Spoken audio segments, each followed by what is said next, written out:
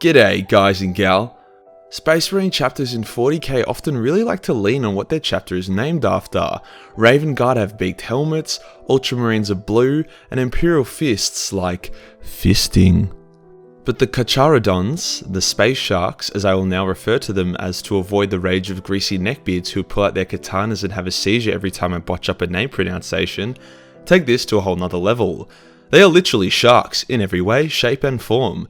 Like you think space wolves are wolves because they have sharp teeth and violate chihuahuas, but then you see these guys and you're like, wow, I'm going to ring the shark alarm now because that's a shark.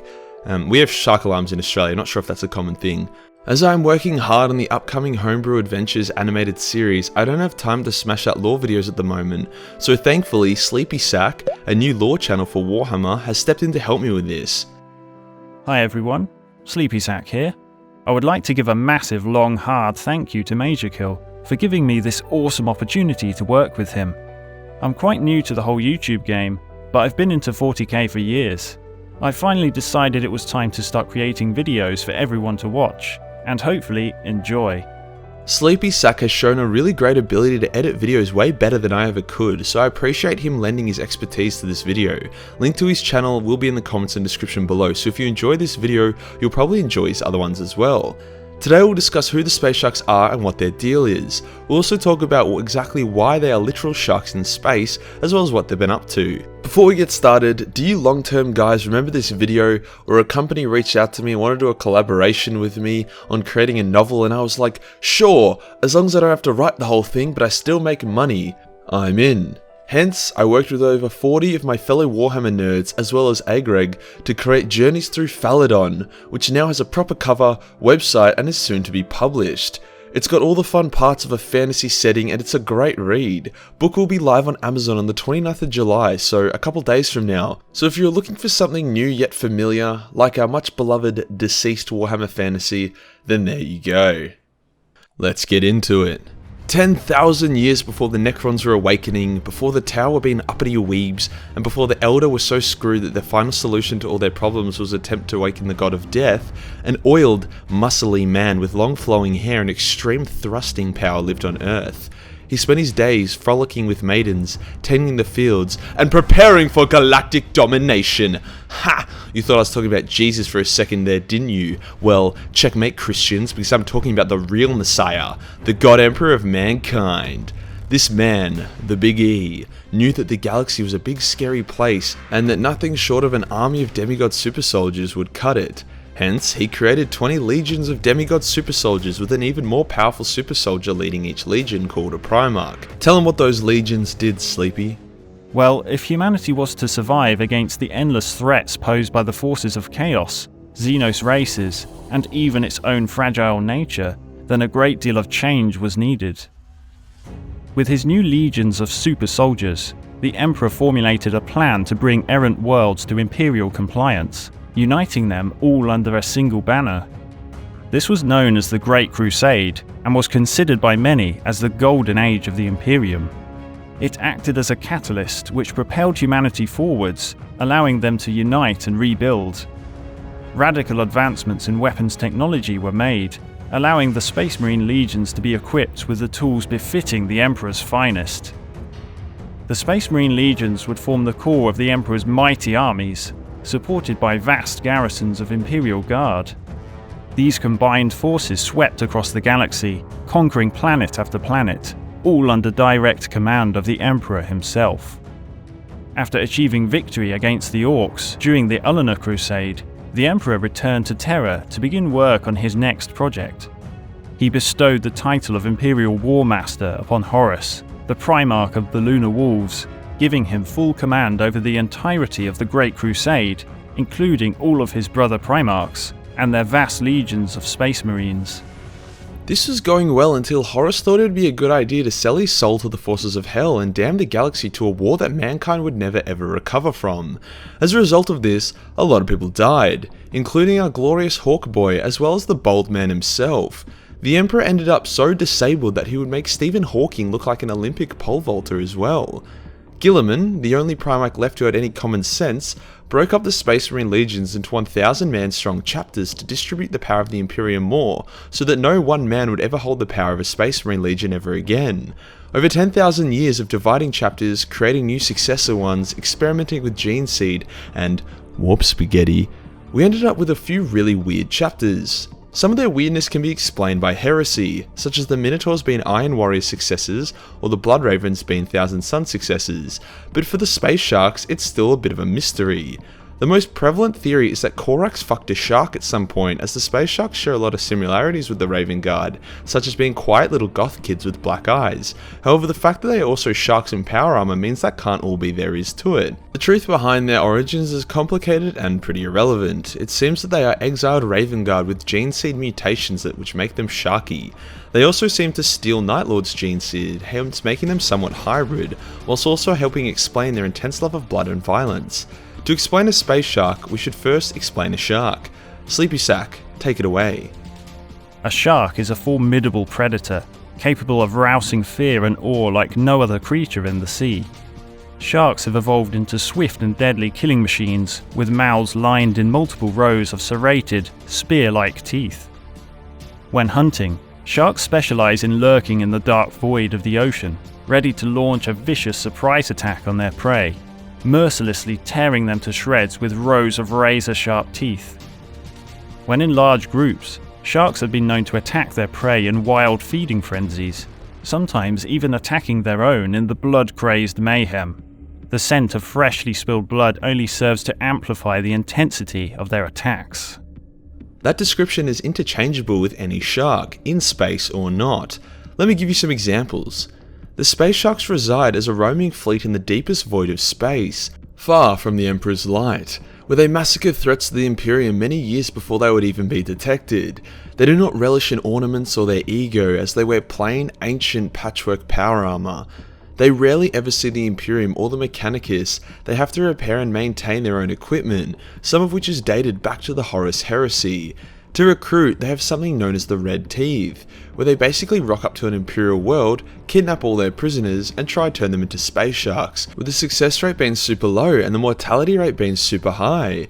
But Majorkill, isn't turning criminals into Astartes a really bad idea? The Night Lords did this and they became massive douchebags. Shut your stupid retard mouth, Timmy, before I put raw fish in your underpants and unleash the space sharks upon you. The Night Lords were the result of giving cringy edgelord teens in juvie godlike weapons and powers, with no discipline or stability. The Space Sharks were a result of the same type of kids being scared straight by giant disciplined sharks with cold dead eyes.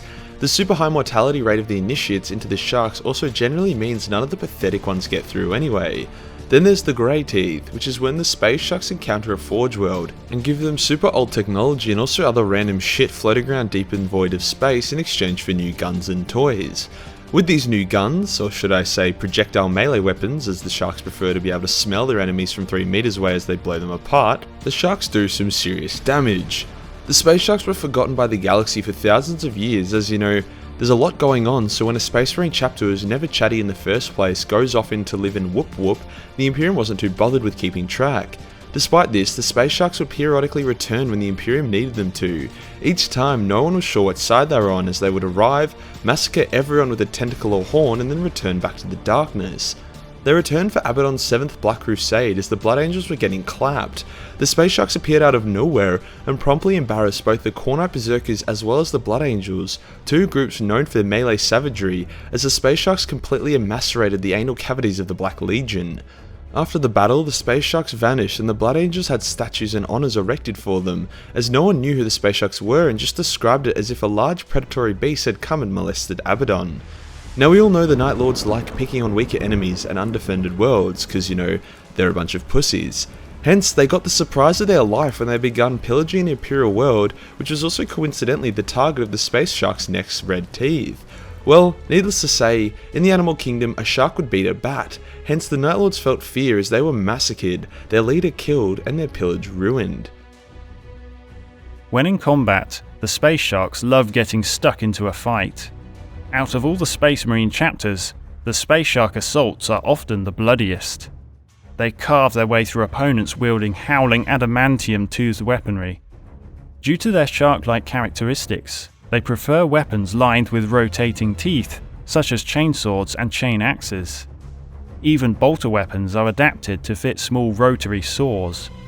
These particular close combat weapons allow the space sharks to inflict a savage amount of bloodshed upon their enemies. Now all good chapters are riddled with heresy, and the space sharks are no different. In the Void, there isn't a whole lot other than darkness and Tyranids. The space sharks destroyed countless splinter fleets, but knew they had to crush the nearby Genestealer cult to stop them from signalling out even more Tyranids. To do this, they called in an ancient favour from the Ashen Claws, a renegade chapter and enemy of the Imperium. With the favour called, they arrived at the heavily infested planet, which was a shrine world, and told everyone they weren't allowed to pray anymore. Now telling a Genestealer infected shrine world that they aren't allowed to pray is like telling an American to wear a mask. It's just not going to go down peacefully. Fortunately for the space sharks, peace was never an option. Baal Shah, captain of the Space Sharks' Third Company, led a vicious assault against the countless hordes of Genestealers, but his forces were quickly overrun, surrounded on all sides by the seemingly endless tide of rending claws. The streets began to run red with blood and violence, and the members of the Third Company began to fall, one by one. The space sharks made a desperate last stand inside the stone walls of a nearby cathedral. However, the battle had gone according to plan. Baal Shah called forth the fury of the First Company, the veteran Terminator squads, supported by an ancient Contemptor pattern dreadnought. These heavily armoured warriors plunged into the fray, shredding apart the foul inhuman creatures with hails of bolter fire and lashes of close combat attacks. This powerful counterattack made short work of the Genestealers surrounding the cathedral. However, more and more swarmed the area by the minute. Now, I'm not big on exterminatuses, but when an entire planet is full of Genestealers, it's really not the worst option. The space sharks are not one to ruin a good fight though, so they relish the opportunity to wreck some noobs. Eventually, so many Genestealers died so quickly that the Genestealer Patriarch emerged, and was put down just as quickly. Even with the Patriarch dead, there were still millions of angry Genestealers, hence it was only the arrival of the Ashen Claws was the four-armed freaks finally put down for good. By the time the Imperial forces arrived, the Ashen Claws and space sharks were long gone, and the planet was a smoking ruin full of dead Genestealers. Basically a fun melee version of an exterminatus. The space sharks have featured pretty heavily in recent times as they distinguished themselves in the Badab War, an Imperial civil war between Astartes chapters. Help me out with this one, Sleepy. The space sharks' first involvement in the Badab War began as their strike cruisers arrived to bolster the loyalist cause against the civil uprising. They were initially unrecognised by many of the loyalist forces, as their operational activities had always remained shrouded in mystery. They were eventually accepted into the battle lines after cautious investigations of their intentions. The space sharks were deployed to a territory controlled by the Mantis warriors in the Endymion cluster. Their mission was simple: the complete destruction of any planet within the cluster that was known to contain forces of Mantis warriors. This brutal action drew the Mantis warriors out, forcing them to abandon their hit-and-run tactics and return to protect their worlds from further casualties. Another notable contribution of the space sharks took place on Badab Primaris, during the final battle of the Badab War. The planet was the homeworld of the renegade Astral Claws chapter. The powerful atomic and geothermal reactors which provided power to the colossal hive cities and planetary defense guns on Badab Primaris were identified as a prime target. The space sharks sent in incursion forces who successfully sabotaged the reactors. The resulting catastrophic explosion shook the very foundations of the planet. Shockwaves radiated through the tectonic plates, opening up vast chasms that engulfed entire sections of the city. Plumes of molten lava began to spew from the surface as the entire planet collapsed on itself. Following this, the space sharks' fleet returned to the Endymion cluster to harvest new recruits to replace those that had fallen in the bloody conflicts. After receiving their payment in blood, they departed back into the darkness of the outer void. Now you might be like, Majorkill, I'm still not convinced these guys are genuine sharks. Well, let me finally put your concerns to rest. Space Shark Librarians have two special unique abilities. One is called From the Depths, where they flood their enemy's mind with the sensation of drowning, and the other one is called Rending Maw, where they summon an avatar of a shark to kill their enemies. As space sharks age, their skin turns grey and rubbery, like a shark. They also progressively get demented, being uptight, merciless, and eventually so antisocial that they basically just wander off by themselves and kill bad guys until they die. Like a shark. So, not as bad as becoming a PTSD-fueled vampire nor a furry, but still not super high on the Idealio scale. The space sharks are also incredibly silent yet violent. The kind of guy to sneak up on you, and instead of breaking your neck or choking you, they instantly give away their element of surprise by performing a Mortal Kombat fatality on you that may or may not involve you getting bitten. Just like a shark. Their preferences for travelling through the void is also a reference to a shark travelling in deep waters. The only chapter I can think of that displays this level of ruthlessness and efficient hunting and killing are the Retributors from Astartes, which a lot of you guys drew comparisons with on my Retributors video. They wear unmarked basic armor, don't autistically screech before charging at the enemy, and they get shit done. I made a point recently that having the Minotaurs on your bad side was one of the worst things that could happen to you in the entire galaxy, but I genuinely believe having the Space Sharks against you might be even worse. You'll see the Minotaurs coming from a mile off. You'll know exactly the moment that Asterion Malok shoves his spear up your ass. For the Space Sharks, you'll live in fear, never knowing when they will arrive until the day they are in front of you, for the split second before you're torn in half.